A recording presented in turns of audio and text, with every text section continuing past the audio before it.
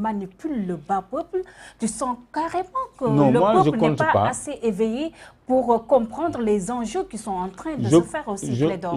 Je compte pas. De se jouer derrière leur dos. Je compte pas sur la classe politique qui a toujours été en Afrique, des indépendances à notre jour. Voilà, donc il faut que l'on rééduque aussi nos enfants. Cette nouvelle classe politique qui est en train d'émerger, issue pour la plupart de la société civile, et sur qui le peuple africain commence à avoir espoir. Et aussi l'implication de la société civile, des apolitiques, dans la gestion de la cité. Parce que vous allez au Cameroun, Paul Biya, il est au pouvoir depuis quand? Près de 40 ans. Ouais, vous allez au Gabon, c'était le père, maintenant c'est le fils. Jusqu'à quand? Vous allez au Togo, Yadema, il a mis combien de temps au pouvoir? Après, maintenant, c'est son fils, Faure Gnassingbé. Ce sont ces gens-là qui donnent des leçons au Mali. J'ai oublié Faure Gnassingbé. Ouais. C'est son père qui était président. Ces élections ont toujours été contestées au Togo. Il a tué des opposants, il a emprisonné des opposants. Il doit être sur le banc des accusés. C'est lui qui sanctionne le Mali, qui s'associe à Macky Sall et à Ouattara pour sanctionner le Mali. Donc, cette classe politique-là, l'Afrique ne compte pas sur elle. Mais l'Afrique compte sur sa nouvelle génération d'acteurs publics pour gagner le combat de la souveraineté politique d'abord et ensuite de la souveraineté économique. Parce qu'en matière d'éducation et d'expertise, l'Afrique a des ressources humaines de qualité.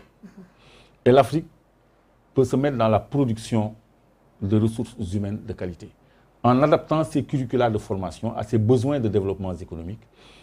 Parce que l'Afrique est un continent qui regorge de ressources. Nous devons produire les ressources humaines capables de gérer ces ressources naturelles-là. Et ça passe par la révision de nos curricula de formation, parce qu'on a besoin beaucoup plus, comme je le dis souvent, de techniciens, d'ingénieurs et de géniciens que d'hommes de lettres, que d'hommes de droit, etc. Encore que le droit est important, parce qu'en matière d'ingénierie contractuelle, nous payons des milliards à des firmes étrangères pour qu'elles préservent nos intérêts dans les contrats. On peut quand même aussi former des jeunes dans la négociation des contrats, dans l'ingénierie contractuelle, pour préserver, penser notre système éducatif, même notre système économique, un nouvel ordre économique africain. Pourquoi pas? Parce que nous, on nous enseigne des agrégats économiques basés sur la production intérieure brute, le PIB, sur la base duquel on calcule le taux de croissance. Alors que le PIB est un fourre-tout, parce que dans le PIB du Sénégal, par exemple, il y a ce que rapportent les banques étrangères, qui sont 98% des institutions bancaires, ce que rapporte Orange, ce que rapporte Sococim, ce que rapporte Eiffage, ce que rapporte GCO, qui exploite le zircon, les entreprises qui exploitent l'or, etc., etc. Toutes les firmes étrangères qui ont pignon sur rue au Sénégal, les revenus sont mis dans l'escarcelle du PIB. En plus maintenant de ce que rapporte l'agriculture sénégalaise, le semblant de tissu industriel sénégalais, il n'y a pas d'industrie au Sénégal, on ne produit pas de richesse. Donc ce que nous apportons, on le mélange avec ce que les étrangers apportent et qui constitue près de 80 à 70% du PIB. Et sur cette base-là, on calcule le taux de croissance. Et ce taux de croissance-là, c'est de l'argent qui va vers l'étranger. Ce n'est pas de l'argent qui va vers nous. Donc, nous, on devra se baser sur ce que rapporte l'économie nationale, notre agriculture, notre industrie, notre commerce, nos services, en dehors des firmes étrangères qui sont ici. Et sur cette base, si on calcule l'indice de développement humain, le taux de croissance, on se rapprochera de la réalité quand on maîtrisera la donne démographique.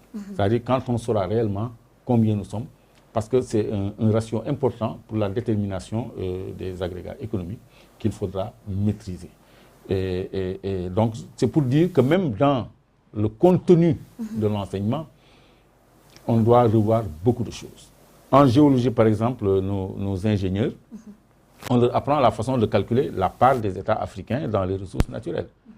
Les redevances. R égale, on leur pose une règle. Ils ne se posent pas de questions. On défalque le transport, les frais d'usine et tout ça.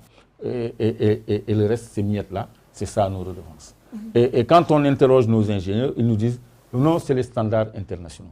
Alors que ce sont des enseignements qui nous ont été inculqués par le colon pour défendre leurs intérêts. Au finish, ce sont nos cadres même qui sont formatés pour défendre les intérêts des Occidentaux. Et c'est cette situation qui doit changer.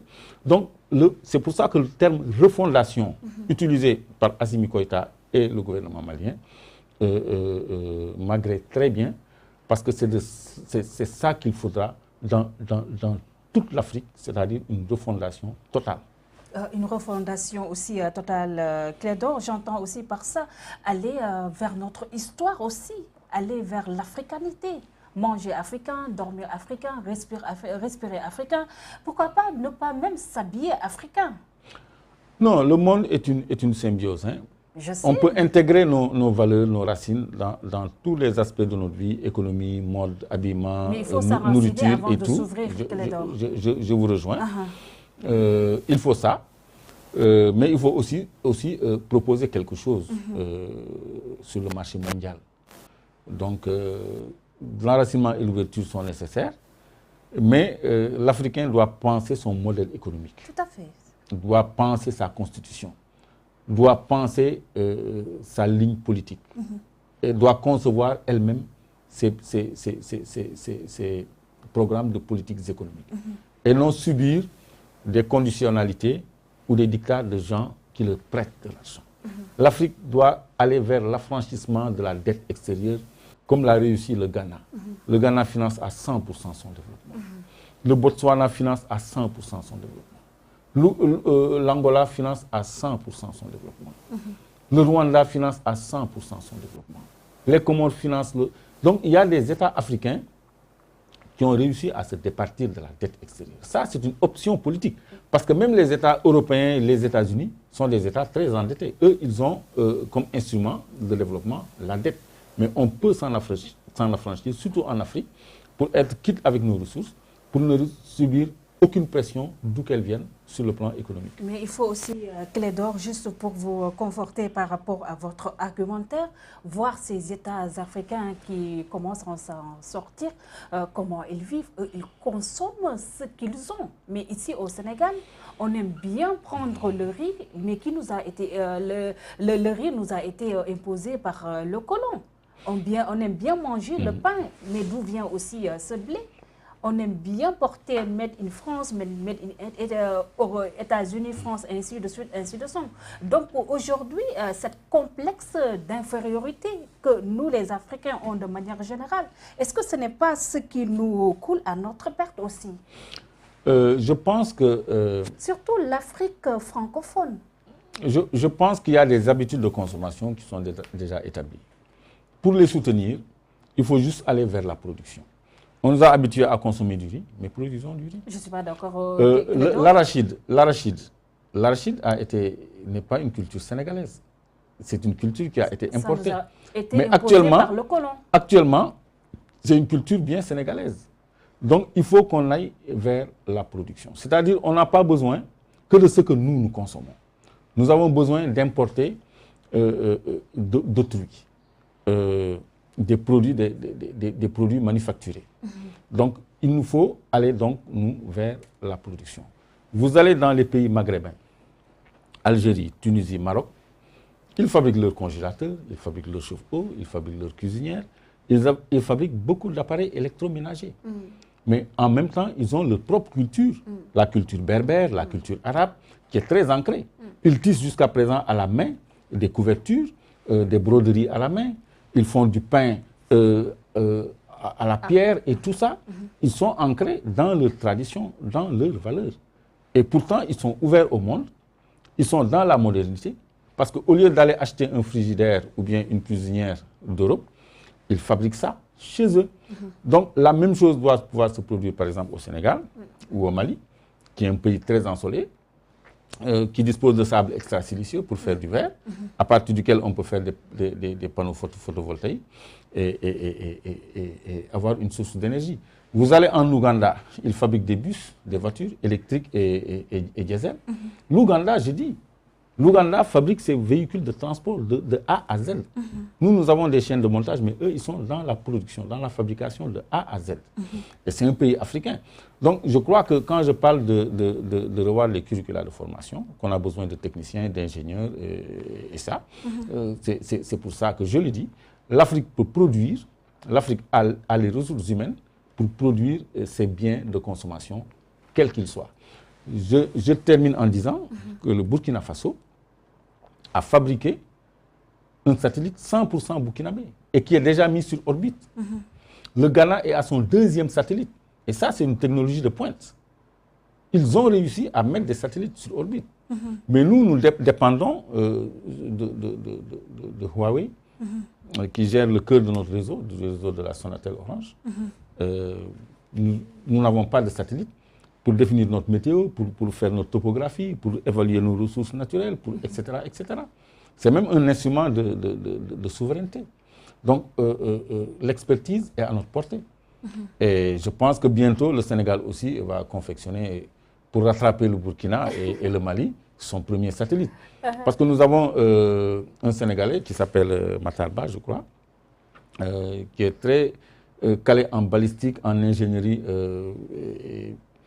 qui fait des merveilles, qui fait de la balistique, qui peut envoyer des choses en orbite, qui a conçu des armes, etc., des missiles.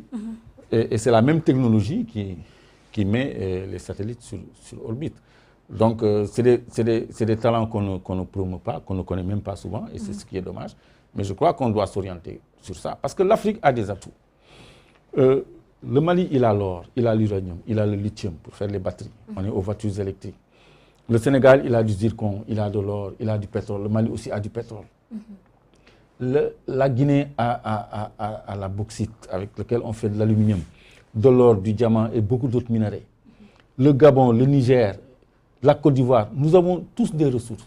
Si on a une politique africaine commune, de grands ensembles, je crois qu'on peut faire très mal. Et on peut se développer, le développement est à notre portée. Mais il suffit que ces vallées de la France cèdent la place pour que le contrôle soit pris par des patriotes, des souverainistes, des gens qui croient en eux, des dirigeants décomplexés.